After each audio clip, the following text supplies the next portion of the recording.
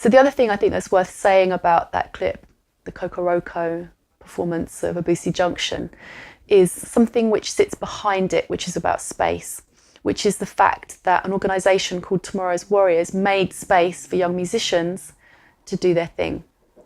And Tomorrow's Warriors kind of nurtured and curated musicians over like a period of more than 10 years, starting out like using whatever space they could, you know, the jazz cafe on a Sunday afternoon or a pub here or a rehearsal room there.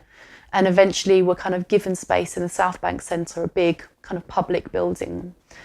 And were able to use that to get, again, like tens and hundreds of young musicians to come through and to see other musicians like themselves playing an instrument, to gain access to brilliant mentors and to become the musicians they could be.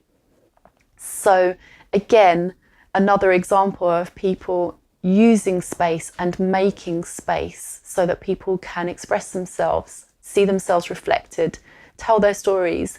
And now there's this massive upsurge of music, which comes in part from the way in which people like Tomorrow's Warriors and Jazz Refreshed used space to make things happen. So basically, that's just another example where we must give thanks. I'm giving thanks also for this next clip, which I've been seeing around for years. And I just think it's really incredible. It's another one from like the ancient past where you see this parade of people in a club dancing. And it's totally fascinating to look at their faces and see their clothes and see how they're holding themselves. But it's also really amazing to see the dancing.